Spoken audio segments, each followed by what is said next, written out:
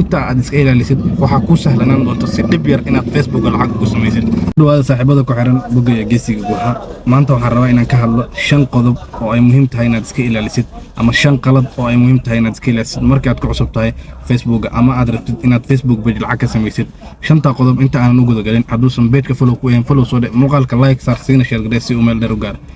5 qodob waxay kaliin waxaan u kala qaadaynaa sida ay u kala daranyihiin ama ay u kala culus yihiin. waxaan ka bilaabaynaa midda koowaad oo ah in page-kaaga saxda aad leedahay ee aad rabtid inaad lacagta ka samaysid inaadan ku soo share gareynin muuqaalo ay dad kale leeyihiin ama muuqaalo aadan adiga lahayn. waa inaad iska ilaalisaa midda ugu muhiimsan oo ah in waxay noqonaysaa inaad soo gudbisay mowduuc aadan adiga lahayn macnaha aan adiga ku qusaynin.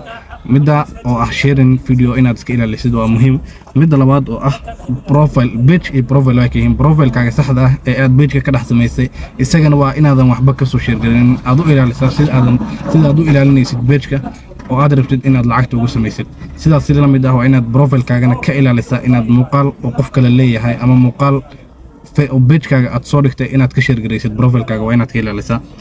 midda saddexaad oo ah inaad soo dhigtid video or unoriginal video macnaha video aan adiga lahayn inaad soo dhigtid waa inaad iska ilaalisaa because of Facebook hadda dadka Soomaalida inta badan iyo fanaaniinta waxay la qabsadeen in heesta qofka uu leeyahay ama muuqaalka qofka asaga uu leeyahay uu copyright ku xirta waxaana jibisay shuruuc ka mid ah shuruucyada Facebook u yaalay haddii aad soo dhigtid muuqaal aadan adiga lahayn waxaa jirta sir aad ku soo dhigi kartid waa inaad macnaha videoga aad edit gareysid intii uu ahaa daqiiqadii uu ahaa inaad wax kale ku dartid ama aad wax ka dirtid editing wax badan aad ku soo dartid aadna soo gudbisaa. teeda kale shirkadda Facebook waxay ku ogoshahay inaad reaction soo bixisid muuqaal qof kale leeyahay asxaabtaadana aad la wadaagtid taana way ku ogoshahay. midda saddexaad waa inaad adigoo macnaha joogtid wadan macnaha eligible county oo laga ogol yahay in Facebook lacag laga sameeyo adigoo joogtid inaad qof Soomaali jooga aadan admin ka dhiganin waa inaad iska ilaalisaa arrinkaana aad buu muhiim u yahay. haddii aad qof Soomaali jooga admin ka dhigatid waxaad burburisay shuruucdii u yaalay shirkadda Facebook ama shirkadda Meta ee fasaxda lacag sameynta Facebook waxayna ku soo qoraysaa isla markiiba restructure ay kaaga dhacayo page-kaaga waxaana istaagaysa lacagihii aad ka sameynaysay Facebook.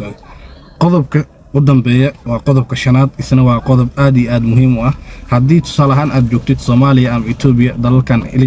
eligible county ah aan laga ogoleen in Facebook lacag laga sameeyo waa inaad macnaha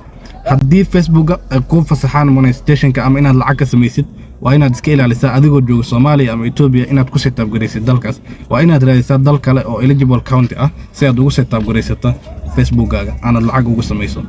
5 qodob waa 5 qodob ugu muhiimsan 5 qalad oo la iska ilaaliyo oo ugu muhiimsan haddii inta aad iska ilaalisid waxa ku sahlanaan doonta si dhib yar inaad Facebook lacag ugu samaysid. haddii muuqaalka dhageysta damba aad soo gaartay muuqaalka like saar siina share gareey page-kana follow